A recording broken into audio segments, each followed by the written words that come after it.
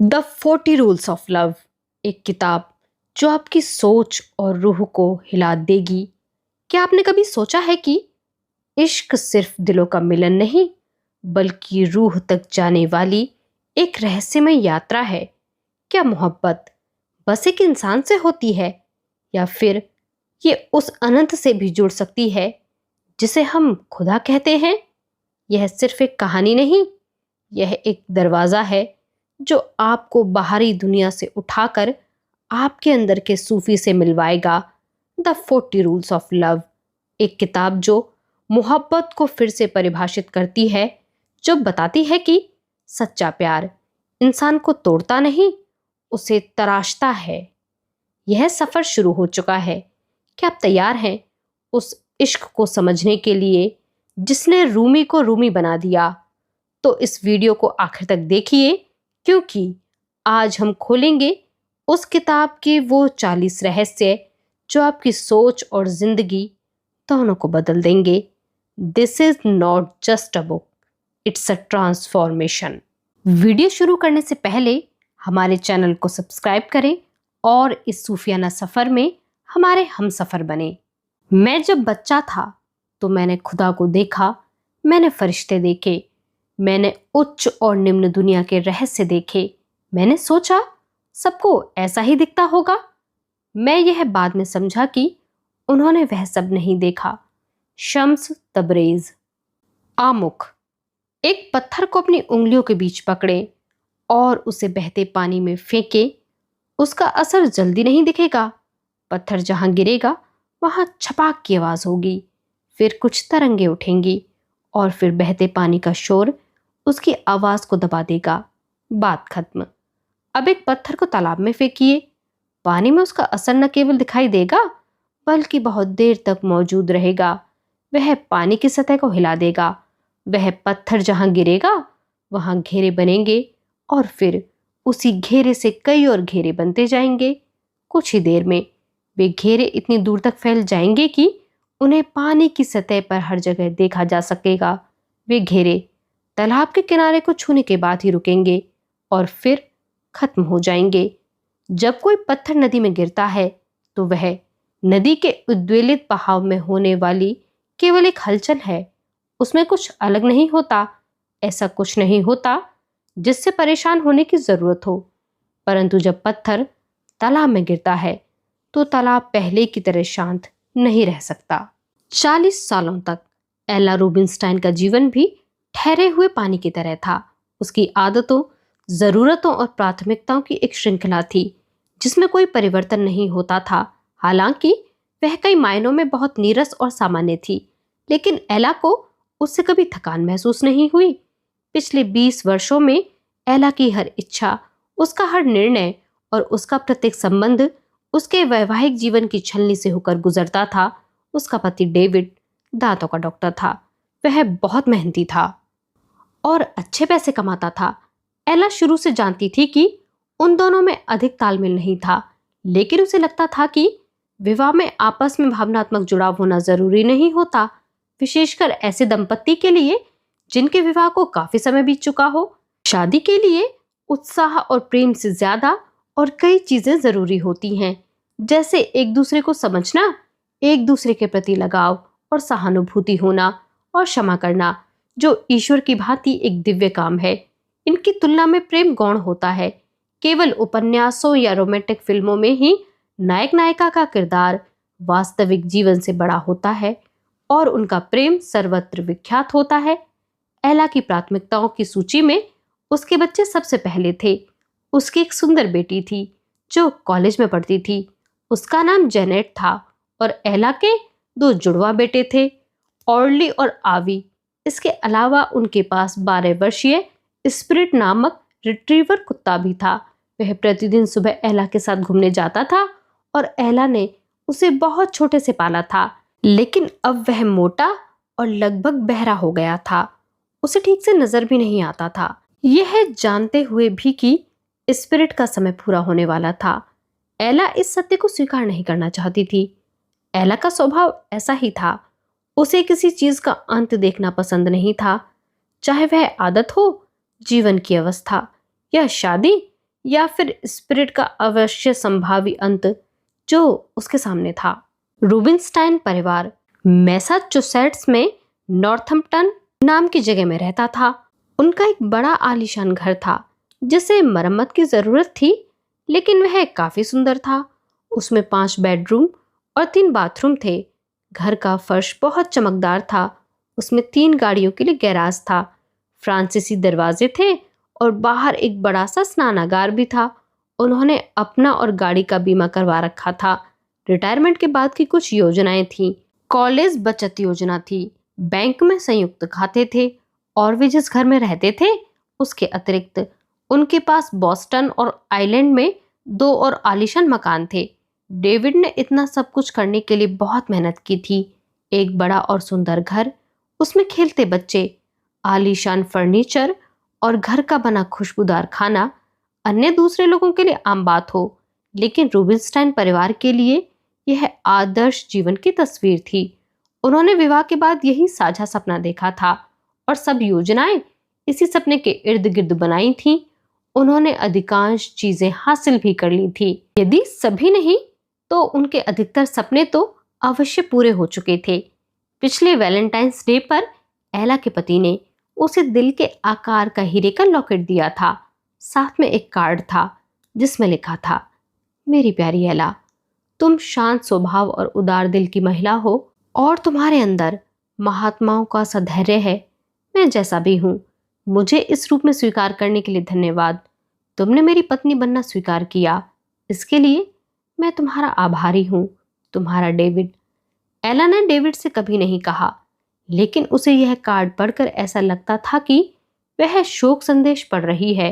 मेरे मरने के बाद शायद मेरे बारे में यही लिखा जाएगा। एला ने सोचा, ईमानदारी से लिखा जाए तो शायद इसमें यह भी जोड़ा जाएगा, एला ने पूरा जीवन अपने पति और बच्चों के इर्द गिर्द बिताया। उसके पास जीवन की कठिनाइयों से निपटने और उनसे बचने का कोई तरीका नहीं था। वह उनमें से नहीं थी जो आने वाले तूफान से सावधान रहते हैं। रोज की कॉफी का ब्रांड बदलना भी एला के लिए एक बड़ा काम था।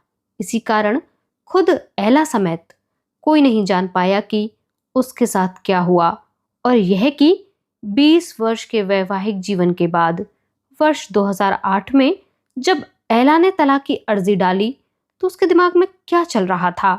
एक कारण था प्रेम। एला और डेविड एक शहर में नहीं रहते थे, यहाँ तक कि देश भी एक नहीं था। डेविड और एला मीलों दूर ही नहीं थे, बल्कि उनके बीच रात दिन का अंतर था। उनका जीने का ढंग इतना अलग था कि एक दूसरे से प्रेम करना तो दूर, उनके लिए एक दूसरे की उपस्थिति को बर्दाश्त करना भी मुश्किल हो गया। फिर भी यह हुआ और इतनी तेजी से हुआ कि खुद एला को संभलने का अवसर नहीं मिला। पता नहीं प्रेम से बचने का कोई तरीका होता भी है या नहीं। एला के जीवन में प्रेम इतना अचानक आया मानो किसी ने उसके जीवन के शांत तालाब में पत्थर उछाल दिया था। एला, नॉर्थम्पटन, 17 मई 2008। बसंत का समय था। एला की रसोई की खिड़की के बाहर पक्षी चहचहा रहे थे।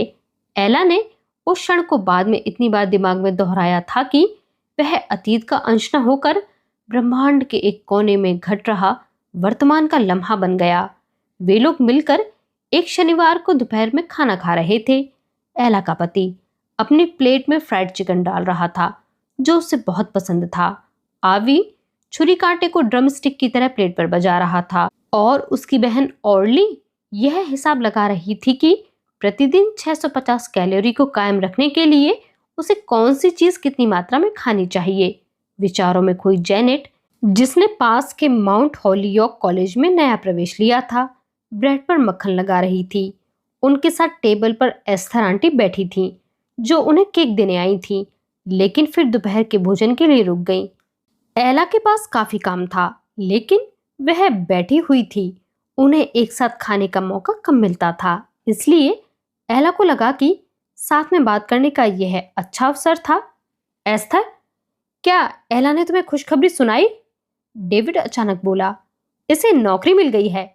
हालांकि एला ने अंग्रेजी साहित्य में डिग्री ली थी और उसे फिक्शन पसंद था, लेकिन महिलाओं की पत्रिकाओं के कुछ लेख संपादित करने कुछ एक बुक क्लबों में जाने और स्थानीय अखबारों के लिए कभी कभार किताबों की समीक्षा लिखने के अलावा उसने ज्यादा कुछ किया नहीं था। एक समय था जब एला किताब समालोचक बनना चाहती थी, लेकिन फिर उसने अपनी नियति को स्वीकार कर लिया था कि उसे एक मेहनती गृहिणी बनना था जिसके पास 3 बच्चे और घर की अनगिनत जिम्मेदारियां थी। एला ने कभी शिकायत नहीं की। माँ एवं पत्नी के काम के अलावा कुत्ते को टहलाना और घर का काम उसे दिन भर व्यस्त रखता था। उस पर पैसा कमाने की जिम्मेदारी नहीं थी। स्मिथ कॉलेज की उसकी सहेलियां एला से सहमत नहीं थीं, लेकिन एला घरेलू मां बनकर खुश थी और उसे संतोष था कि वह अपने पति के साथ मिलकर घर संभाल रही थी। इसके अलावा एला को किताबों का शौक था और वह खूब सारी किताबें पढ़ती थी। कुछ साल पहले हालात बदलने लगे। बच्चे बड़े हो गए थे और उन्हें अपनी माँ की पहले सी जरूरत नहीं थी। एला का समय बचने लगा, लेकिन उसके पास उस समय को बिताने का कोई तरीका नहीं था। तब उसने सोचा कि नौकरी करना अच्छा रहेगा। डेविड ने भी एला का हौसला बढ़ाया। हालांकि वे इस बारे में लगातार बातचीत करते रहते थे, लेकिन एला ने नौकरी वाली बात पर ज्यादा ध्यान नहीं दिया और कभी वह इस विषय में गंभीर हुई तो नौकरी देने वालों ने कम उम्र के लोगों को या ज्यादा अनुभवी लोगों को प्राथमिकता दी। एला बार बार ना सुनने से डरती थी, इसलिए आखिर में उसने इस विचार को मन से निकाल दिया। फिर नौकरी मिलने की राह में जो भी बाधाएं थीं, वे सब मई 2008 में अचानक गायब हो गईं। अपने 40वें जन्मदिन से 2 सप्ताह पहले एला को बॉस्टन की एक साहित्यिक एजेंसी में काम मिल गया। यह नौकरी एला को उसके पति के क्लाइंट या शायद उसकी प्रेमिका के माध्यम से मिली थी। यह कोई बड़ी बात नहीं है, एला ने कहा। मैं तो केवल एक साहित्यिक एजेंसी में पार्ट टाइम नौकरी करती हूँ। डेविड नहीं चाहता था कि एला उस नौकरी को कमतर समझे। अरे, लोगों को बताओ कि वह बहुत विख्याति प्राप्त एजेंसी है, डेविड ने एला को उकसाया। लेकिन जब एला ने उसकी बात नहीं मानी तो वह खुद ही कहने लगा, एस्थर, वह बहुत प्रख्यात एजेंसी है। वहां काम करने वाले अन्य सहायकों को देखो, वे हाल में कॉलेज से पढ़कर निकले लड़के लड़कियां हैं। केवल एला है जो इतने सालों तक घर में रहने के बाद भी नौकरी करने जा रही है। तुम्हें गर्व होना चाहिए। एला सोचने लगी, क्या इतने सालों उसे नौकरी से दूर रखकर डेविड को अब ग्लानि महसूस हो रही थी, या वह इस बात को छिपाना चाहता था कि वह एला को धोखा दे रहा था। एला को इन 2 बातों के अलावा डेविड के इतना उत्साहित होने के पीछे कोई और कारण नजर नहीं आया। फिर भी डेविड मुस्कुराते हुए बोला, मैं इसी को हिम्मत कहता हूं। हमें एला पर गर्व है। यह सचमुच योग्य है और यह हमेशा से ऐसी ही थी, आंटी ने भावुक स्वर में कहा। सब लोग एला को देखने लगे। आवी ने कोई भद्दी टिप्पणी नहीं की और ऑर्ली ने अपनी मां को ऐसे देखा मानो उसने पहली बार अपने चेहरे के अलावा किसी और चीज पर ध्यान दिया था। एला को उनकी उदारता पसंद आई, लेकिन वह बहुत थकी हुई थी। वह चाहती थी कि कोई बातचीत का विषय बदल दे। एला की बेटी जेनेट ने मानो अपनी मां की इच्छा सुन ली। वह अचानक बोली, मेरे पास भी एक अच्छी खबर है। सब जेनेट की तरफ खुशी और अपेक्षा की नजर से देखने लगे। मैंने और स्कॉट ने शादी करने का फैसला किया है, जेनेट ने कहा। मैं जानती हूं कि आप लोग कहेंगे कि हमने कॉलेज की पढ़ाई खत्म नहीं की है और वही सब बातें, लेकिन आपको समझना होगा कि हम अब शादी के लिए तैयार हैं। खाने की मेज से स्नेह और प्रेम भाप बनकर उड़ गया और चुप्पी छा गई। ऑर्ली और आवी ने एक दूसरे को अजीब निगाहों से देखा और एस्थर आंटी का भी हाथ मानो सेब के जूस से भरे ग्लास को पकड़े हुए जम गया था। डेविड ने अपना फोर्क नीचे रख दिया, मानो उसकी भूख खत्म हो गई। उसने जेनेट को घूर कर देखा। वह मुस्कुरा रहा था, लेकिन उसका मुंह फीका पड़ गया था। क्या हुआ? मुझे लगा आप मेरी खुशी से खुश होंगे, लेकिन यह आप मेरे साथ कैसा व्यवहार कर रहे हैं? जेनेट ने नाराज होकर कहा। तुमने अभी कहा कि तुम शादी करने वाली हो, डेविड ने दोहराया। डैडी, मैं जानती हूं कि यह थोड़ा जल्दी हो रहा है, लेकिन कुछ दिन पहले ही स्कॉट ने मुझसे शादी के लिए पूछा था और मैं उसे हाँ कह चुकी हूं। लेकिन क्यों? एला ने पूछा। जेनेट के देखने के ढंग से लगा कि उसकी बेटी को अपनी मां से ऐसे सवाल की उम्मीद नहीं थी। एला को जेनेट से शायद यह पूछना चाहिए था कि कब या फिर कैसे। दोनों ही मामलों में इसका आशय होता कि जेनेट अपनी शादी के लिए कपड़े खरीदने की तैयारी शुरू कर सकती है। लेकिन क्यों? बिल्कुल अलग तरह का सवाल था, जिसे सुनकर जेनेट हड़बड़ा गई। क्योंकि मैं उससे प्यार करती हूँ, जेनेट ने जवाब दिया। बच्चे, मैं केवल यह पूछ रही हूं कि इतनी जल्दी क्या है? एला ने दोबारा कहा। क्या तुम गर्भवती हो? एस्थर आंटी को हल्का सा झटका लगा। उनके चेहरे के भाव बदल गए और उन्हें गुस्सा आ गया। वह जेब से एसिडिटी की गोली निकालकर उसे चबाने लगी। मैं मामा बनने वाला हूं, आवी ने हंसते हुए कहा। एला ने जेनेट का हाथ धीरे से दबाकर कहा, तुम हमें सच बता सकती हो। तुम यह बात जानती हो ना? कुछ भी हो, हम तुम्हारा साथ देंगे। माँ, क्या तुम ये सब बंद करोगी? जेनेट ने बीच में टोका और हाथ खींच लिया। मैं माँ नहीं बनने वाली हूं, मुझे शर्मिंदा मत करो। मैं तुम्हारी मदद करना चाहती हूँ, एला ने शांत स्वभाव से कहा। हालांकि कुछ समय से एला के लिए शांत रहना मुश्किल हो रहा था। आपका मतलब है कि मेरा अपमान करके आप मेरी मदद कर रही हैं? ऊपरी तौर पर लगता है कि आप केवल इतना ही देख रही हैं कि मैं और स्कॉट इसलिए शादी कर रहे हैं क्योंकि मैं उसके साथ सो चुकी हूँ। क्या आपको जरा भी ख्याल है कि मैं शादी करना चाहती हूँ क्योंकि मैं स्कॉट से प्यार करती हूँ? हम 8 महीने से ज्यादा से एक दूसरे को जानते हैं। यह सुनकर एला हंस पड़ी। हाँ, जैसे तुम 8 महीने में किसी को पूरी तरह जान सकती हो। मैं और तुम्हारे डैडी 20 साल से साथ हैं, फिर भी हम एक दूसरे के बारे में सब कुछ नहीं जानते। किसी संबंध में 8 महीने का समय कुछ भी नहीं होता, आवी ने कहा। ईश्वर को दुनिया बनाने में केवल 6 दिन लगे थे। सबने उसे घूर कर देखा तो वह चुप हो गया। डेविड ने देखा कि तनाव बढ़ रहा था। उसने अपनी बेटी को देखा और गंभीरता से सोचते हुए बीच में बोला, बेटी, तुम्हारी माँ केवल ये कहना चाहती है कि किसी के साथ घूमना फिरना एक बात है, लेकिन शादी करना बिल्कुल अलग बात है। डैडी, क्या आपको लगता है कि हम सारी जिंदगी बस यूं ही घूमते रहेंगे? जेनेट ने पूछा। एला ने गहरी सांस ली और कहा, सच पूछो तो हम चाहते हैं कि तुम ये संबंध ही छोड़ दो। तुम किसी भी गंभीर रिश्ते के लिए अभी बहुत छोटी हो। आपको पता है मैं क्या सोच रही हूं? जेनेट ने अजीब सी आवाज में कहा। मुझे लगता है कि आप अपना डर मुझ पर थोपना चाहती हैं। आपकी शादी कम उम्र में हो गई थी और मेरी उम्र में आप मां बन चुकी थी, लेकिन इसका यह मतलब नहीं कि मैं भी वही गलती दोहराऊंगी। एला को लगा किसी ने उसे थप्पड़ मार दिया। उसका चेहरा लाल हो गया। पुराने दिन याद आ गए। उसे ध्यान आया कि जेनेट समय से पहले पैदा हो गई थी। एला की गर्भावस्था मुश्किल से बीती थी। उसके बड़ा होते होते एला पूरी तरह थक चुकी थी, इसलिए उसे दोबारा मां बनने में 6 साल लग गए। डेविड ने बात को संभाला। वह बोला, बेटी, हमें खुशी है कि तुम स्कॉट के साथ एक रिश्ते में हो।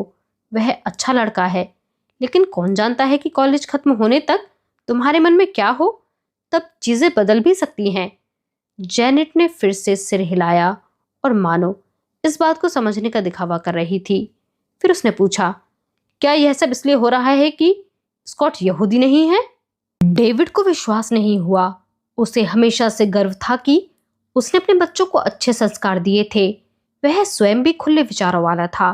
उसने कभी जाति, धर्म आदि को लेकर घर में नकारात्मक माहौल नहीं बनाया, लेकिन जेनेट पर इसका फर्क कोई नहीं पड़ा था। उसने एला से पूछा, माँ, क्या आप मेरी आंखों में देखकर यह कह सकती हैं कि स्कॉट अगर यहूदी होता और उसका नाम एरन होता तो भी क्या आपको आपत्ति होती? जेनेट की आवाज में तीखापन था। उसने कटाक्ष किया था। एला को डर लग रहा था कि उसकी बेटी के मन में ऐसे और भी विचार हो सकते हैं। बेटी, मैं तुमसे ईमानदारी से कह रही हूं, फिर भी शायद तुम्हें मेरी बात पसंद ना आए। मैं जानती हूं कि इस उम्र में प्यार का एहसास अच्छा लगता है। मैं समझ सकती हूं, मेरी बात का विश्वास करो, लेकिन किसी अलग धर्म या जाति के व्यक्ति से विवाह करना बहुत बड़ी चुनौती होती है। तुम्हारे माता पिता होने के नाते हम चाहते हैं कि तुम जीवन में सही चुनाव करो, और आपको यह कैसे पता है कि जो आपके लिए सही है वही मेरे लिए भी ठीक होगा? यह सुनकर एला सक पका गई। उसने गहरी सांस ली और छोड़ी और फिर सिर पर मालिश करने लगी, मानो उसका माइग्रेन का दर्द शुरू हो गया हो। माँ, मैं स्कॉट से प्यार करती हूँ। क्या आपके लिए इस बात का कोई मतलब है क्या आपको इस शब्द का अर्थ भी पता है? स्कॉट को देखकर मेरे दिल की धड़कन तेज हो जाती है। मैं उसके बिना नहीं रह सकती। एला मन में हंस रही थी। वह अपनी बेटी की भावनाओं का मजाक नहीं उड़ाना चाहती थी। उसका ऐसा कोई इरादा नहीं था, लेकिन मन में हंसना तो यही जाहिर करता था। उसे पता नहीं क्यों घबराहट हो रही थी। जेनेट के साथ उसका पहले भी कई बार झगड़ा हुआ था, लेकिन इस बार अलग बात थी। एला को लगा वह दरअसल किसी और बात के लिए झगड़ रही है। माँ, क्या तुमने कभी प्यार नहीं किया? जेनेट ने अचानक सवाल किया। उसकी आवाज में अपमान का बोध था। अब बस भी करो जेनेट, दिन में सपने देखना बंद करो और हकीकत पर ध्यान दो। तुम तो बिल्कुल ही। फिर एला खिड़की की ओर देखने लगी। वह सही शब्द सोच रही थी। फिर उसके दिमाग में शब्द आ गया, रोमांटिक हो रही हो। तो रोमांटिक होने में क्या गलत है? जेनेट ने चिढ़कर पूछा। सच, रोमांटिक होने में क्या गलत है? एला सोचने लगी। उसे कब से प्यार मोहब्बत से चिढ़ हो गई थी। वह इस सवाल का जवाब देने में असमर्थ थी। उसके दिमाग में उलझन पैदा हो गई। उसने कहा, ऐसा मत कहो बेटी, तुम किस सदी में जी रही हो? यह अच्छी तरह दिमाग में बैठा लो कि औरतें ऐसे आदमी से शादी नहीं करती जिससे उन्हें प्यार होता है, बल्कि वे शादी के लिए ऐसा व्यक्ति चुनती हैं जो अच्छा पिता और विश्वसनीय पति साबित हो सके। प्यार एक मीठा एहसास है जो तेजी से आता है और उसी तेजी से चला भी जाता है। एला ने बात खत्म करके डेविड की ओर देखा। वह दोनों हाथों को बांधे हुए एला को इस तरह देख रहा था मानो वह उसे पहली बार देख रहा हो। मुझे पता है आप यह क्यों कर रही हैं, जेनेट ने कहा। आपको मेरी खुशी और जवानी से ईर्ष्या हो रही है। आप मुझे भी अपनी तरह नाखुश पत्नी बनाना चाहती हैं। माँ, आप मुझे अपने जैसा बनाना चाहती हैं? एला को अजीब सा भारीपन महसूस हुआ। क्या वह सचमुच नाखुश पत्नी बन गई थी? क्या वह ऐसी माँ बन चुकी थी जो एक बिखरते वैवाहिक संबंध के जाल में फंसी हुई थी? क्या उसके बच्चे उसे इस तरह देखते थे? और उसके पति का क्या? वह उसे क्या समझता था? उसके दोस्त और पड़ोसी क्या सोचते थे? एला को लगा कि उसके करीब सब केवल उससे दया और सहानुभूति रखते थे। उसके मन में यह संदेह इतना दृढ़ हो गया था कि अचानक उसकी सांस रुकने लगी। डेविड ने जेनेट को गुस्से से देखा और कहा, तुम्हें अपनी माँ से माफी मांगनी चाहिए। कोई बात नहीं, माफी की कोई जरूरत नहीं है, एला ने दुखी स्वर में कहा। जेनेट ने अपनी माँ को चिढ़ाने के ढंग से देखा, फिर अपनी कुर्सी पीछे खींची, नैपकिन एक तरफ फेंका और रसोई से उठकर चली गई। 1 मिनट के बाद ऑर्ली और आवी ने भी यही किया। वह अपनी बहन के पक्ष में थे या वे उनकी बातों से बोर हो गए थे। इसके बाद जाने की बारी आंटी एस्थर की थी। उन्होंने आखिरी गोली चबाई और बुरा सा बहाना बनाकर चुपचाप वहां से निकल गई। टेबल पर केवल डेविड और एला बैठे थे। उनके बीच खामोशी थी। एला को यह खालीपन चुभ रहा था। वे जानते थे कि इस बात का जेनेट या बच्चों से कोई संबंध नहीं था। डेविड ने हाथ में पकड़ा फोर्क रखा और बोला, क्या मैं इस निष्कर्ष पर पहुंच सकता हूं कि तुमने ऐसे आदमी से शादी नहीं की जिससे तुमने प्यार किया था? नहीं डेविड, मेरा यह मतलब नहीं था। तो फिर तुम्हारा क्या मतलब था? डेविड बोला, मैं सोचता था कि तुम्हें मुझसे प्यार है और इसलिए हमने शादी की थी। मैं तुमसे सचमुच प्यार करती थी, एला ने कहा। वह खुद को आके कहने से रुक नहीं पाई। यह पुरानी बात है। तुमने मुझसे प्यार करना कब छोड़ दिया? डेविड ने पूछा। एला ने अपने पति को आश्चर्य से देखा। डेविड ऐसे बैठा था मानो उसने एला को पहले कभी नहीं देखा था। क्या एला को सचमुच डेविड से प्यार नहीं था? यह सवाल एला ने खुद से भी कभी नहीं पूछा। वह इसका जवाब देना चाहती थी, मगर एला को इच्छा शक्ति की नहीं बल्कि शब्दों की कमी पड़ गई थी। वे दोनों मन में जानते थे कि यह बात जरूरी थी, लेकिन इस पर ध्यान देने की बजाय वे दोनों वही कर रहे थे जो अब तक करते आए थे। उनकी दिनचर्या उन पर हावी होती गई और समय बीतता गया और उदासीनता आ गई। एला को पता भी नहीं चला कि उसके मन की उदासी कब उसके व्यक्तित्व का हिस्सा बन गई। वह खुद को रोक नहीं पाई और रोने लगी। डेविड को गुस्सा आ रहा था। उसने मुंह फेर लिया। वे दोनों जानते थे कि डेविड को एला का रोना पसंद नहीं था। एला भी डेविड के सामने रोना नहीं चाहती थी। संयोग से तभी फोन की घंटी बजी और दोनों उस असहज परिस्थिति से बच गए। डेविड ने फोन उठाया और कहा, हेलो। हाँ, वह यही है, 1 मिनट रुको, अभी बात करवाता हूँ। एला ने खुद को संभाला और मूड बदलने की कोशिश की। वह बोली, हाँ, बोल रही हूँ। हेलो, मैं मिशेल बोल रही हूँ। तुम्हें छुट्टी के दिन परेशान करने के लिए माफ़ी चाहती हूँ। एक युवती ने दूसरी तरफ से कहा, कल स्टीव ने मुझे तुमसे बात करने को कहा था, लेकिन मैं भूल गई। क्या तुमने वह पांडुलिपि देखी? ओह, एला के मुंह से निकला। उसे अचानक याद आया कि उसे वह काम करना था। एजेंसी में एला को यही पहला काम मिला था कि उसे एक नए यूरोपीय लेखक की लिखी किताब पढ़नी थी। एला को किताब पढ़कर एक विस्तृत रिपोर्ट भी तैयार करनी थी। स्टीव से कहना चिंता की कोई बात नहीं है, मैंने किताब पढ़ना शुरू कर दिया है। एला ने झूठ बोल दिया। वह अपने पहले ही काम पर मिशेल के सामने छवि नहीं बिगाड़ना चाहती थी। यह अच्छी बात है। तो किताब कैसी है? एला थोड़ा सा सकुचा गई। वह दुविधा में थी। उसे समझ में नहीं आया कि मिशेल से क्या कहे।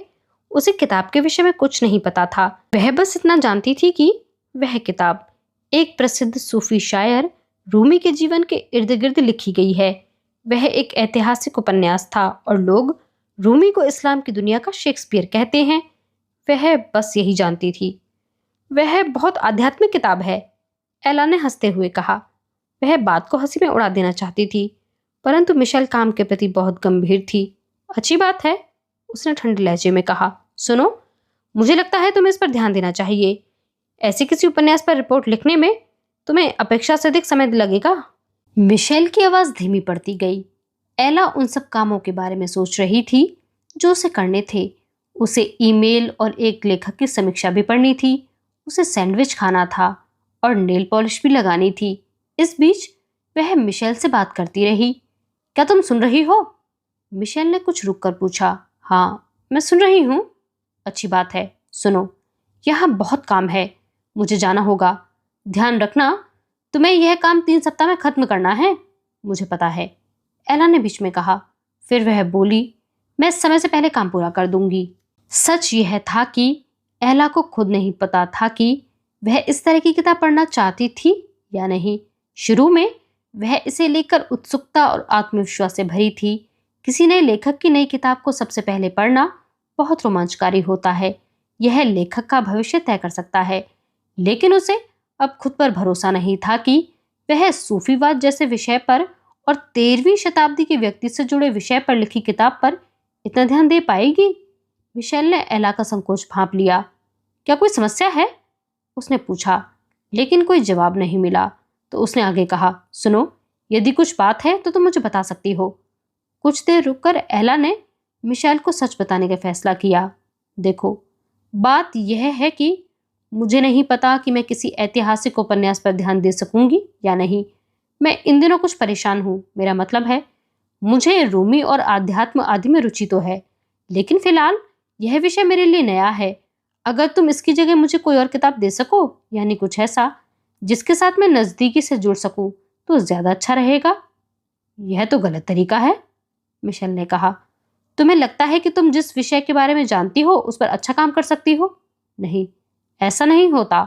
अगर तुम्हारी दिमागी स्थिति ऐसी है तो इसका मतलब यह नहीं है कि तुम केवल उन किताबों पर काम करोगी जो यहाँ मैसाचुसेट्स में लिखी गई हैं। मेरा यह मतलब नहीं था, एला ने कहा। उसे अचानक लगा कि उसने यह बात एक ही दिन में कई बार दोहरा दी थी।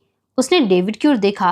वह सोच रही थी कि क्या डेविड ने भी इस बात पर गौर किया होगा, लेकिन डेविड के भावों को पढ़ पाना मुश्किल था। अधिकांश समय हमें ऐसी किताबें पढ़नी पड़ती हैं जिनका हमारे जीवन से संबंध नहीं होता। यही हमारा काम है। मैंने इसी सप्ताह ईरान की औरत पर लिखी किताब पढ़ी है जो तेहरान में एक वैश्यालय चलाती थी और फिर उसे देश छोड़कर जाना पड़ा। क्या मैं उसे यह कह सकती हूँ कि मुझे उसकी किताब में रुचि नहीं है, या उसे अपनी किताब किसी ईरानी एजेंसी को भेजनी चाहिए? मिशेल ने एला से कहा। नहीं नहीं, बिल्कुल नहीं, एला धीरे से बोली। उसे अपनी गलती का एहसास हो गया था। क्या दूसरे देश और दूसरी संस्कृतियों के लोगों से जुड़ना अच्छे साहित्य की पहचान नहीं है? तुम बिल्कुल सही कह रही हो, एला ने कहा। सुनो, मैंने जो कहा उसे भूल जाओ। तुम्हें समय से पहले रिपोर्ट मिल जाएगी। एला को मिशेल पर गुस्सा आ रहा था। मिशेल उसे मूर्ख समझ रही थी और उसे खुद पर भी गुस्सा आ रहा था कि उसने मिशेल को ऐसा महसूस होने दिया। बहुत बढ़िया, यह हुई ना बात, मिशेल ने चहकते हुए कहा। मेरी बात को गलत मत समझना, लेकिन तुम्हें यह हमेशा ध्यान रखना चाहिए कि दर्जनों ऐसे लोग हैं जो यह काम तुमसे बेहतर ढंग से कर सकते हैं और वे तुमसे आधी उम्र के हैं। यह ध्यान रखोगी तो शायद तुम्हें काम करने में आसानी होगी। डेविड एला को बहुत ध्यान से देख रहा था। वह शायद सोच रहा था कि उनकी बात जहां खत्म हुई थी वहीं से फिर शुरू होगी, लेकिन एला, जिस पर वह लोग पहले से ही परेशान थे, उसके बारे में बात नहीं करना चाह रही थी, और वह था उनकी बेटी के भविष्य का। एला शाम को घर के बाहर आंगन में आराम कुर्सी पर बैठी सूर्यास्त देख रही थी। आसमान इतना नजदीक और साफ दिख रहा था कि एला को लगा कि वह उसे छू सकती है। एला के दिमाग का शोर खत्म हो गया था। वह भीतर से शांत हो गई थी।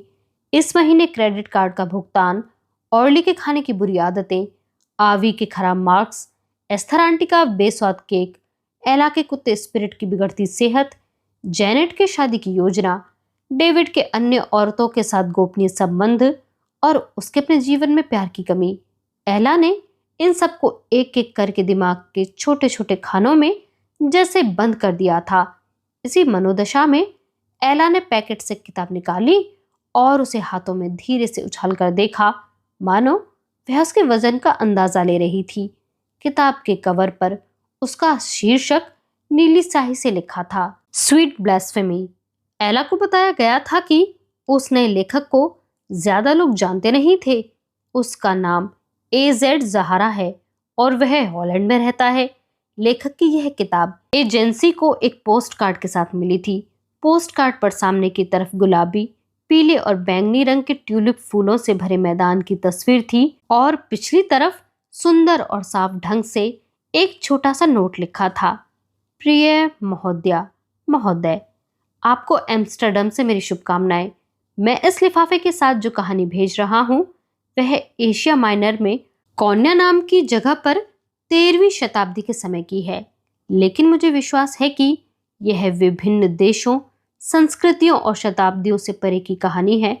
मैं उम्मीद करता हूँ कि आप स्वीट ब्लास्फेमी नाम की इस किताब को पढ़ने के लिए समय निकालेंगे। यह इस्लाम के इतिहास के सबसे सम्माननीय आध्यात्मिक गुरु और श्रेष्ठ शायर रूमी और एक अज्ञात विचित्र फकीर शम्स के बीच के संबंधों पर आधारित ऐतिहासिक और आध्यात्मिक उपन्यास है। मैं कामना करता हूँ आपके जीवन में सदा प्रेम बना रहे, AZ ज़हारा। एला को लगा कि उस पोस्ट कार्ड पर लिखे नोट ने शायद एजेंट की उत्सुकता को जगाया था, लेकिन स्टीव के पास किसी नए लेखक को पढ़ने का समय नहीं था, इसलिए उसने वह पैकेट अपनी सहायक मिशेल को दे दिया, जिससे होकर वह फिर एला को मिला। इस तरह वह किताब स्वीट ब्लास्फेमी एला के हाथों तक पहुंची। एला यह नहीं जानती थी कि वह कोई साधारण किताब नहीं, बल्कि एक ऐसी किताब थी जिसे पढ़कर उसका जीवन बदलने वाला था। वह नहीं जानती थी कि उस किताब को पढ़ने के दौरान उसके अपने जीवन की कहानी भी फिर से लिखी जाएगी। एला ने पहला पन्ना पलटा। उस पर लेखक के बारे में एक नोट लिखा था, AZ ज़हारा जिस समय विश्व भ्रमण पर नहीं होते तो वह एम्स्टर्डम में अपनी किताबों, बिल्लियों और कछुओं के साथ समय बिताते हैं। स्वीट ब्लास्फेमी उनकी पहली और शायद आखिरी किताब है। ज़हारा को उपन्यासकार या लेखक बनने की इच्छा नहीं है। उन्होंने यह किताब केवल रूमी नाम के एक महान विचारक, सूफी संत और शायर तथा उनके मित्र शम्स तब्रेज की प्रशंसा और उनके प्रति प्रेम दर्शाने के लिए लिखी है। एला की नज़र उस पृष्ठ के नीचे लिखी आखिरी पंक्ति पर पड़ी तो उसे अटपटा लगा। लोग कुछ भी कहें, प्यार जीवन में आकर फिर तुरंत जाने वाला मीठा सा भाव नहीं है। एला ने यह पंक्ति पढ़ी तो उसे बहुत आश्चर्य हुआ, क्योंकि इससे ठीक विपरीत बात उसने एक दिन पहले ही अपनी बेटी को कही थी। एला को अचानक लगा कि ब्रह्मांड की कोई अज्ञात शक्ति या शायद स्वयं वह लेखक, वह जो भी हो, एला को देख रहा था। शायद उसने यह किताब लिखने से पहले ही जान लिया था कि उसकी किताब को कोई ऐसा व्यक्ति पढ़ने वाला है जिसे वह पहले से जानता है। किसी कारणवश एला इस बात से विचलित और उत्तेजित हो गई। कई महीनों में 21वीं शताब्दी 13वीं शताब्दी से ज्यादा अलग नहीं है। दोनों को इतिहास में दर्ज किया जाएगा, क्योंकि इन दोनों कालखंडों में अप्रत्याशित धार्मिक झगड़े, सांस्कृतिक मतभेद और असुरक्षा एवं भय का वातावरण पैदा हुआ है। ऐसे समय में सबसे ज्यादा प्रेम की जरूरत है। तभी हवा का एक झोंका आया और आंगन में पड़े पत्ते बिखर गए। पश्चिमी क्षितिज पर सूर्यास्त होने वाला था और वातावरण भारी हो चला था। चूंकि प्यार ही जीवन का सार और उसका उद्देश्य है, रूमी हमें याद दिलाते हैं कि प्रेम सबके जीवन में आता है, यहाँ तक कि उनके भी जो उससे दूर भागते हैं और उनके भी जो रोमांटिक जैसे शब्द से बचते हैं। एला ने यह पढ़ा तो उसके आश्चर्य की सीमा न रही। प्रेम सबके जीवन में आता है, यहाँ तक कि नॉर्थम्पटन में रहने वाली एक अधेड़ गृहिणी एला रूबिनस्टाइन के जीवन में भी। एला की अंतरात्मा ने उसे किताब छोड़ देने की सलाह दी। वह मिशेल को फोन करके कहना चाहती थी कि वह इस उपन्यास पर रिपोर्ट नहीं लिख पाएगी, लेकिन फिर एला ने गहरी सांस ली। उसने अगला पृष्ठ पलटा और किताब को पढ़ना शुरू किया।